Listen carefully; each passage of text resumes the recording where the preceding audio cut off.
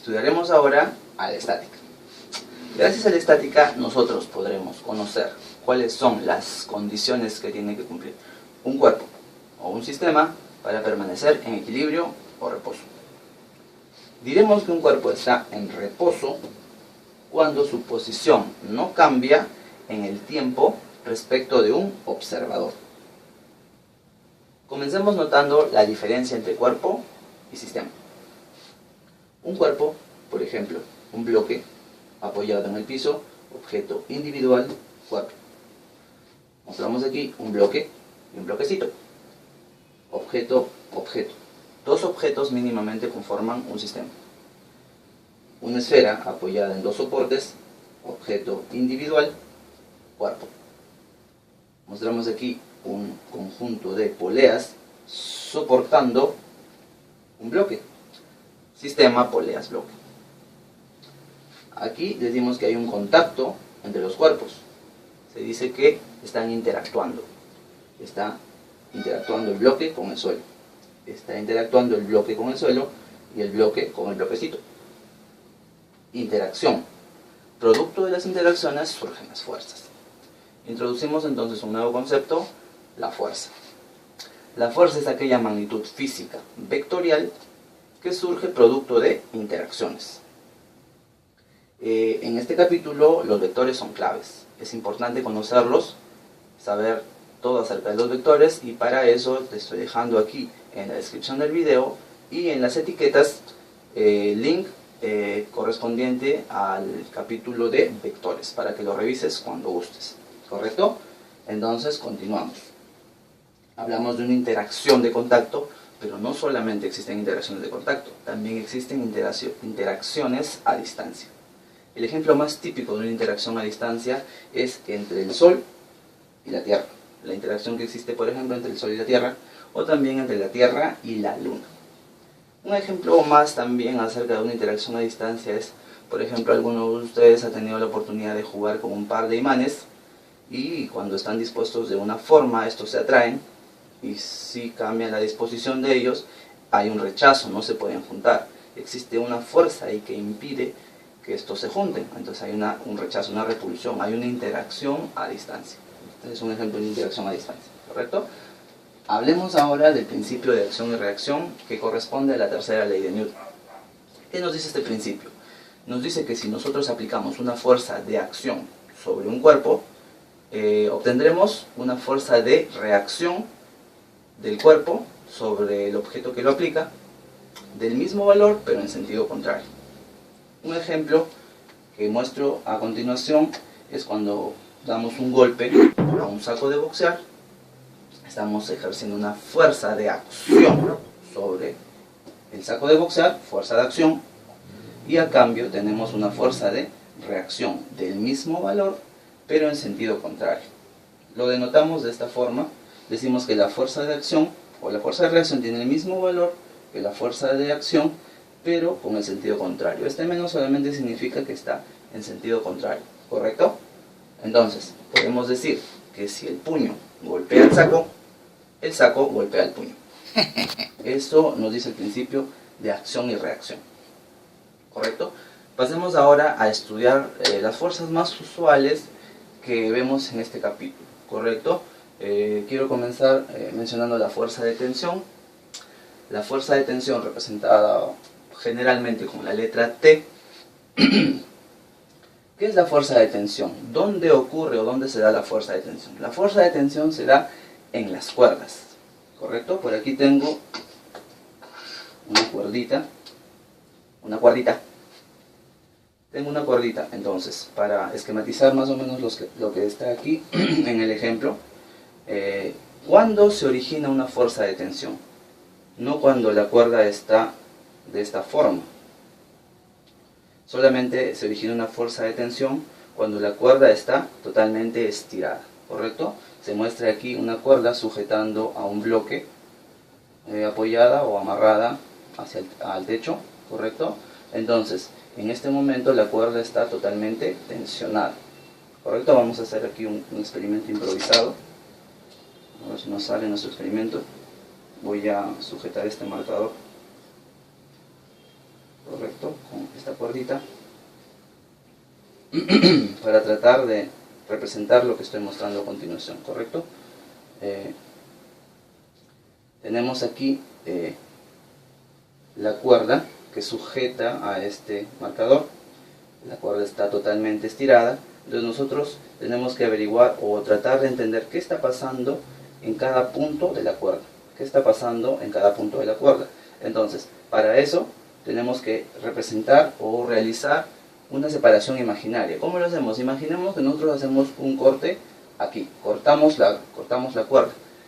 ¿Qué pasa en ese punto de corte? ¿Qué es lo que sucede? ¿Qué es lo que sucede? Es que si cortamos, evidentemente, este bloque va a caer. Ahora, ¿qué es lo que impide que el bloque caiga? ¿Correcto? Eso es lo que tenemos que entender. Por acá tengo una tijera y vamos a tratar de hacer nuestro experimento, ¿correcto? Está la cuerda totalmente tensionada y vamos a cortarla. Ups, se cayó. ¿Qué sucedió? ¿Qué es lo que pasó? Al cortar la cuerda, notamos que en este punto de corte, si hacemos una separación imaginaria, en este punto de corte, todo lo que estaba debajo estaba como jalando a esta parte, ¿correcto? Y esta otra parte impedía que este bloque caiga. Entonces, para evitar que este bloque caiga, este punto de corte necesariamente tenía que tener una fuerza hacia arriba que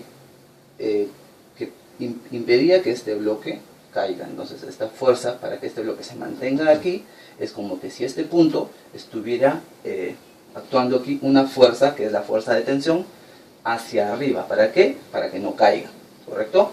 Finalmente, por el principio de acción y reacción, si aquí, en este punto de corte, hay una fuerza hacia arriba, como he hecho una separación imaginaria del punto de corte, existe una reacción. Si esta es la fuerza de acción, esta será la fuerza de reacción, que tiene el mismo valor, el mismo módulo, pero la dirección es contraria. Entonces, así se representa la fuerza de tensión. Pasemos a ver ahora la fuerza de gravedad. La fuerza de gravedad es aquella fuerza que genera el campo gravitatorio de la Tierra sobre las masas que están en su entorno, ¿correcto? Entonces la Tierra tiene un campo gravitatorio, se manifiesta con la aceleración de la gravedad y sobre las masas, ¿correcto? ¿Cómo se calcula la fuerza de gravedad? Que se representa por lo general Fg o con la letra W de peso, ¿correcto? Se puede llamar también peso. Entonces, ¿cómo se calcula el peso? El peso finalmente es una fuerza. ¿Cómo calculamos el peso? El peso lo calculamos con el producto de la masa por el valor de la aceleración de la gravedad, ¿correcto? Entonces, así calculamos el peso. Como ya vimos, por ejemplo, en el ejemplo del bloque soportado en el piso, entonces también, si existe una fuerza de acción sobre el piso también experimentará sobre el bloque la fuerza de reacción. Por principio de acción-reacción es una fuerza en contra, ¿correcto? Que se le llama fuerza normal. Más adelante vamos a hablar acerca de la fuerza normal con un poco mayor de mayor detalle, ¿correcto? A continuación veamos la fuerza elástica. Se puede representar como una Fe. La fuerza elástica se presenta en todo cuerpo que tenga propiedades elásticas, ¿correcto? Una cuerda, por ejemplo, no tiene propiedades elásticas. ¿Cuándo sabremos que algo tiene propiedades elásticas? Cuando al estirarlo, este intenta regresar a su posición inicial, a su longitud inicial. Dicho sea el caso de los resortes, o las ligas, o unas bandas elásticas de goma, como les quieran llamar, ¿correcto? Y por lo general en este capítulo trabajamos bastante con resortes. Entonces, diremos que un resorte sin estirarse tendrá una longitud natural, una longitud inicial. Entonces, si colocamos un peso, por ejemplo, sobre este resorte, colocamos un pesito, ese peso va a hacer que ese resorte se deforme, que se estire, entonces su longitud natural cambia, o bueno, la longitud natural es la longitud inicial, pero su longitud aumenta. Entonces está habiendo una deformación. La deformación es finalmente la diferencia entre la longitud final y la longitud inicial que tiene el resorte. Todo resorte tiene una característica que está representada con la constante K, que es la constante de rigidez de este resorte. Correcto, cada resorte tiene esa característica particular. ¿Y cómo calcularé la fuerza elástica? La fuerza elástica la calcularé como el valor de la constante de rigidez por la deformación. Multiplicamos la constante de rigidez por la deformación y tenemos la fuerza elástica. Ahora, ¿cómo se manifiesta? ¿Cómo es? ¿Hacia dónde es? Ya sabemos en la tensión cómo representarlo, cuál es el fenómeno que ocurre aquí. ¿Qué es lo que pasa, por ejemplo, en este resorte? Este resorte tiene una longitud natural y cuando se le somete a un peso, se estira, pero el resorte no quiere estar estirado, entonces el resorte quiere regresar a su posición natural. Como quiere regresar a su posición natural, entonces, ¿qué está haciendo sobre este peso? Está ejerciendo una fuerza hacia arriba, porque el resorte quiere regresar a su posición natural. Eso quiere decir que si en vez de estirarlo yo al resorte lo contraigo, el resorte va a hacer todo lo posible por regresar a su posición natural. Entonces, en este caso de una compresión, la fuerza iría en el sentido contrario, ¿correcto? Entonces, esta es la fuerza elástica.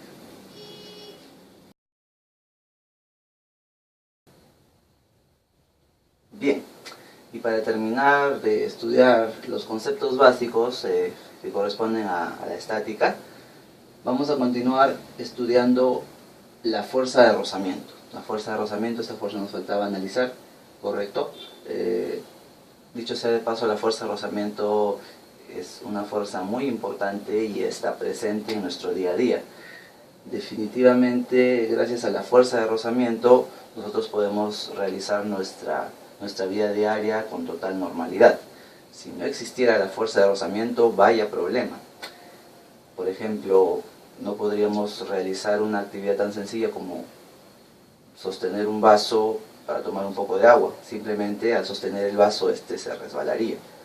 Tampoco, si no existiera la fuerza de rozamiento, no pudiéramos caminar, porque es como si estuviéramos sobre una pista o sobre una superficie de hielo, simplemente resbalamos, ¿correcto? Entonces es una fuerza muy importante, hay que tenerla en cuenta y vamos a estudiarla a profundidad.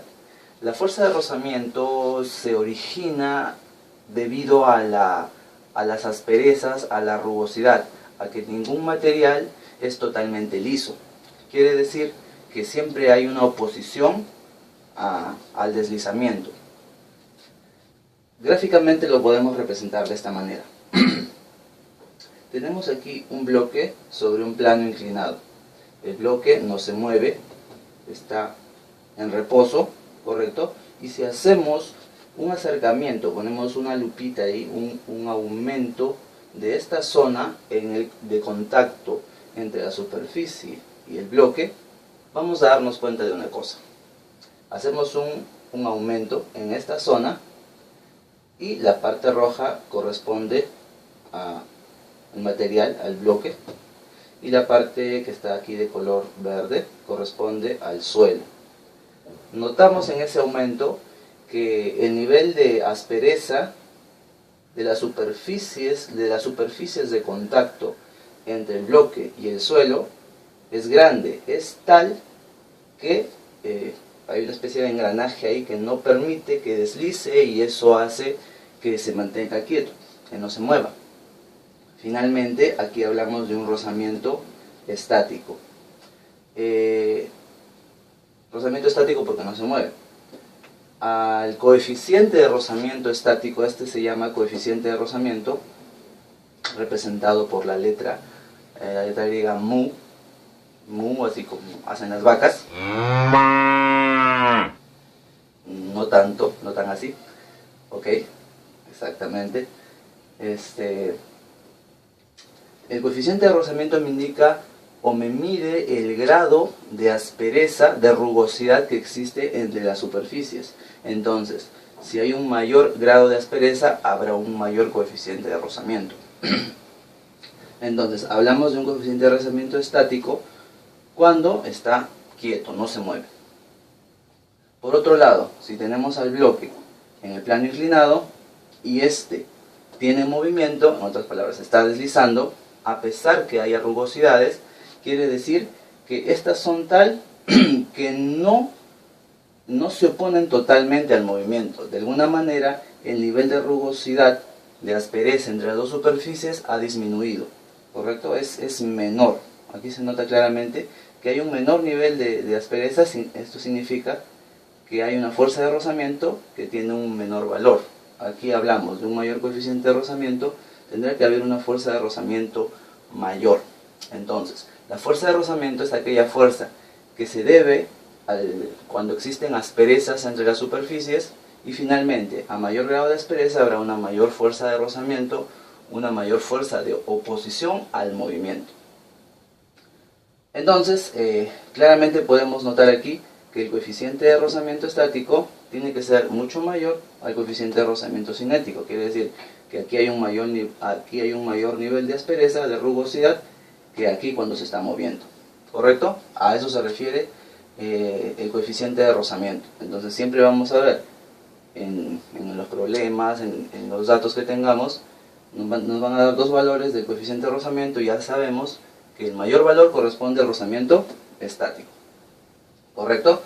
Entonces, este valor del coeficiente de rozamiento siempre está entre dos extremos, está entre 0 y 1. Cuando es igual a 0 significa que no hay rugosidad. Eso quiere decir una superficie totalmente lisa. No existen rugosidades, no hay fuerza de rozamiento. Y si por otro lado es en el extremo 1, ahí ya hablamos de una adherencia. Cuando dos superficies están totalmente pegadas, ya no hay deslizamiento para nada. Hablamos de la adherencia, ¿ok? Entonces, cuando estamos entre 0 y 1, entre esos valores, podemos trabajar con este concepto. Finalmente, este se vuelve un tema hasta geométrico, ¿correcto? Se vuelve un tema geométrico, tal es así que, ¿cómo podemos representar nosotros la fuerza de rozamiento? Tenemos la situación, una vez más, del bloque sobre el plano inclinado. Este plano inclinado está formando un ángulo determinado con la horizontal. Esta es la pendiente. Entonces, la fuerza de rozamiento siempre se opone al movimiento. Entonces, si está un plano inclinado de esta forma, entonces de alguna manera el bloque tiende a deslizarse de esta forma. Si tiende a deslizarse, la fuerza de rozamiento actuará en oposición. Entonces siempre va a ser hacia allá. Y aquí hay una fuerza que ya la habíamos mencionado anteriormente, es la fuerza normal. La fuerza normal es aquella que actúa siempre perpendicularmente hacia las superficies. Entonces, siempre es una fuerza de reacción perpendicular a las superficies. Entonces, aquí tenemos fuerza de rozamiento, fuerza normal, y estas dos, cuando está presente la fuerza de rozamiento, conjunto con la fuerza normal, forman o constituyen las componentes de la fuerza de reacción del suelo sobre el bloque. Recordemos el principio de acción-reacción. Entonces, si esta es la fuerza de reacción del suelo sobre el bloque estará ejerciendo una acción sobre el suelo. Creo que eso es evidente. El bloque está sobre el suelo, el bloque ejerce una acción sobre el suelo ejerce una reacción sobre el bloque. Componentes de esa fuerza de reacción del suelo sobre el bloque son la fuerza normal y la fuerza de rozamiento. ¿Correcto? Entonces, como les decía, se vuelve algo geométrico en el sentido de que si esta fuerza de reacción es vertical, está en reposo, es vertical, aquí tenemos el ángulo de inclinación. Si esto es 90 grados, este de aquí es su complemento, recordando que la fuerza normal es una fuerza perpendicular, entonces este otro ángulo también tiene que ser 90 grados. Si este es el complemento del ángulo de inclinación, finalmente por 90 grados, esto será también el valor del ángulo de la pendiente. Finalmente podemos ver en este triángulo rectángulo, que si esta es la fuerza de rozamiento y es un vector, lo podemos trasladar hasta acá y podemos calcular la tangente de este ángulo, ¿correcto? La tangente de este ángulo será calculado como el cateto opuesto, que sería la fuerza de rozamiento, entre el cateto adyacente, que sería la fuerza normal. Y por definición, este es el coeficiente de rozamiento. Es la relación que existe entre la fuerza de rozamiento y la fuerza normal. Entonces, ¿cómo podemos calcular también el coeficiente de rozamiento? Calculando el ángulo de inclinación, la pendiente del plano inclinado, ¿correcto? De esa forma podemos relacionar también al valor del coeficiente de rozamiento. Entonces, habrían dos casos. Uno cuando está totalmente estático y otro cuando está en movimiento. ¿Cómo podemos calcular el rozamiento, la fuerza de rozamiento estático máximo? Se define a la fuerza de rozamiento estático máximo como aquella fuerza que actúa en oposición al movimiento, de tal manera que este bloque esté a punto de deslizar. El concepto es así: está a punto de deslizar, es un movimiento inminente. Quiere decir que un instante después de este instante, este bloque se mueve. Entonces, justo antes de empezar a moverse, actúa la fuerza de rozamiento estático máximo.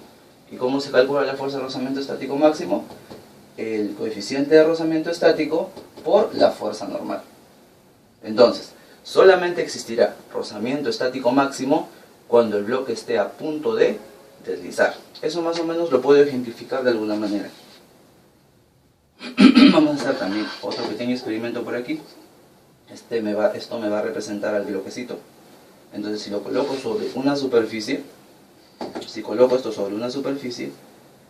y comienzo a aumentar el ángulo de inclinación de la superficie, en algún momento comenzará a deslizar. Justo un instante antes que deslice, actúa la fuerza de rozamiento estático máximo. Aumenta el ángulo, aumenta la probabilidad de que deslice. Entonces, ya cuando está deslizando, estamos en este caso. En este caso ya estamos actuando con la fuerza de rozamiento cinético. Cinético de movimiento. Entonces, ¿cómo calculamos ya la fuerza de rozamiento cuando el bloque está en movimiento? Lo calculamos como el coeficiente de rozamiento cinético, por la fuerza normal. Es de la misma forma, las fórmulas son muy parecidas, solo que este rozamiento, y vuelvo a insistir, rozamiento estático máximo únicamente aparece cuando este bloque está en movimiento inminente, ¿correcto? Cuando está a punto de deslizar. Si no, no está la fuerza de rozamiento estático máximo. Ese es el único detalle. Listo, para terminar este capítulo, continuamos con lo que es el diagrama de cuerpo libre. Un concepto muy importante, digamos clave, en esta parte de la estática, puesto que es decisivo o es necesario hacer un buen diagrama de cuerpo libre para poder plantear las situaciones de problemas en estática, ¿correcto? Entonces, lo que tenemos que hacer es hacer un buen diagrama de cuerpo libre. Partiendo de un buen diagrama de cuerpo libre, el análisis se vuelve más sencillo. ¿Qué es el diagrama de cuerpo libre? El diagrama de cuerpo libre consiste en representar al objeto de nuestro estudio, ya sea un cuerpo o un sistema, como su nombre lo dice, libre de cualquier otro objeto o cuerpo que esté actuando sobre él. Entonces vamos a representar en ese diagrama de cuerpo libre absolutamente todas las fuerzas que actúan sobre él, ¿correcto? Sobre ese cuerpo o sobre ese sistema. En este caso estoy presentando tres situaciones relativamente sencillas donde vamos a mostrar cómo hacer un diagrama de cuerpo libre. ¿Recuerdan el bloquecito inicial? El bloque inicial sobre el suelo. ¿Qué está sucediendo aquí? Este bloque tiene una masa, por lo tanto tendrá un peso, ¿correcto? Actuando, como vimos, la fuerza de gravedad actúa sobre la masa en el punto medio. Podemos representarlo de esta forma. El peso o la fuerza de gravedad siempre es hacia abajo. Entonces este bloque tiene una fuerza, está experimentando una fuerza de gravedad por el solo hecho de tener masa. Finalmente, este bloque, al estar en contacto con el suelo, hay una interacción de contacto. Recuerden, interacción de contacto. Entonces este bloque ejerce sobre el suelo una acción. El bloque ejerce una acción, pero el suelo a su vez, por el principio de acción-reacción, esa acción que ha ejercido el bloque, el suelo ejerce una reacción, ¿correcto? Entonces esta R me representa la reacción del suelo sobre el bloque, y esta R que está aquí es la acción del bloque sobre el suelo. Si a mí me interesa analizar solo el bloque, yo me olvido de esto y me quedaría el diagrama de cuerpo libre del bloque. Si me interesaría por algún motivo analizar qué está pasando en el suelo, solamente me quedo con esta fuerza. ¿De acuerdo? Eso es lo que está pasando. Esto es para esta situación. Aquí tenemos también el caso de la esfera, que está apoyada en dos soportes, también que lo vimos en un ejemplo inicial. Y como les decía, se vuelve muy geométrico este asunto. Si nos referimos a la geometría, nos remitimos a la geometría, esto sería una circunferencia y estas serían dos rectas tangentes, ¿correcto? Y por una propiedad de la geometría sabemos que uniendo el centro con los puntos de tangencia estamos formando 90 grados. ¿Pero para qué nos sirve todo eso? Finalmente vamos a representar fuerzas de acción y reacción, ¿correcto? Estamos graficando aquí de la esfera su fuerza de gravedad. Por el solo hecho de tener masa, tiene fuerza de gravedad. Se representa siempre vertical y hacia abajo. Y la representamos en el centro. Por eso estoy ubicando el centro. Entonces representamos el centro vertical hacia abajo. Está bien que la dibuje aquí o desde aquí hacia abajo. Eso no interesa. Recordemos que un vector es libre y puede desplazarse paralelamente a sí mismo, manteniendo su mismo módulo, ¿correcto? Entonces, aquí tenemos la fuerza de gravedad sobre la esfera. Estamos analizando el diagrama de cuerpo libre únicamente sobre la esfera. Ya nos estamos olvidando de los soportes. Entonces, recordemos que esta esfera ejerce una acción sobre el soporte, así como aquí, una acción sobre esta pared. Entonces, la pared le ejerce una reacción sobre la esfera. ¿Y cómo es esa reacción? Es tal que forma 90 grados, sería una fuerza normal, y si forma 90 grados, está pasando por el centro. Entonces, claramente estamos notando aquí que esta fuerza de reacción por parte de este apoyo, que le estoy llamando R1, reacción 1, está pasando por el centro y está formando 90 grados con la tangente, ¿correcto? 90 grados con la recta tangente, al igual de la reacción de este lado. Esta esfera le ejerce una acción sobre el suelo, ejerce una acción, entonces el suelo ejerce una reacción sobre la esfera. Entonces finalmente, sobre la esfera que está actuando, la fuerza de reacción, ¿correcto? La fuerza de reacción. Entonces sobre la esfera es la fuerza de reacción, sobre el suelo es la fuerza de acción. Hay que tener mucho cuidado y hay que diferenciar muy bien. Si estamos analizando solo a la esfera, analizamos las fuerzas que le afectan solamente a la esfera. Seguimos, aquí tenemos un bloque sostenido, sujeto por una cuerda atado al techo. El diagrama de cuerpo libre obviamente nos interesa el bloque, no nos interesa qué pasa en el techo, nos interesa el bloque, y este bloque, por el solo hecho, una vez más, por el solo hecho de tener masa, está afectado por la fuerza de gravedad. La fuerza de gravedad vertical hacia abajo siempre. Y recordemos que en toda cuerda se manifiesta la fuerza de tensión.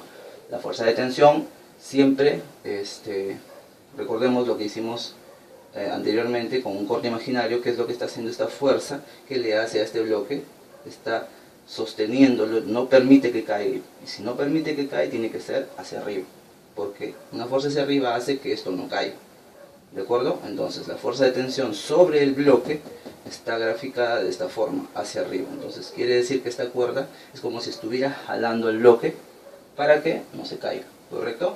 Entonces aquí tenemos fuerza de tensión y fuerza de gravedad. Están dibujadas las dos fuerzas que actúan sobre el bloque. Entonces si nos preguntasen cuántas fuerzas actúan aquí sobre este bloque, cuántas fuerzas sobre el bloque, solamente sobre el bloque, fuerza de gravedad y fuerza de reacción, nada más sobre el bloque.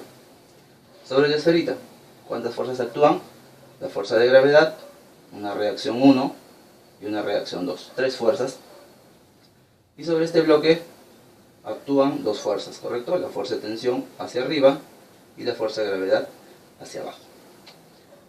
¿Listo? Finalmente, esos son los conceptos básicos de la estática. En el siguiente video trabajaremos lo que es o lo que son las condiciones de equilibrio. Ya entramos de lleno a ver las condiciones que permiten que un cuerpo esté en reposo, ¿correcto? Entonces, espero que te haya gustado la presentación, te haya gustado el video.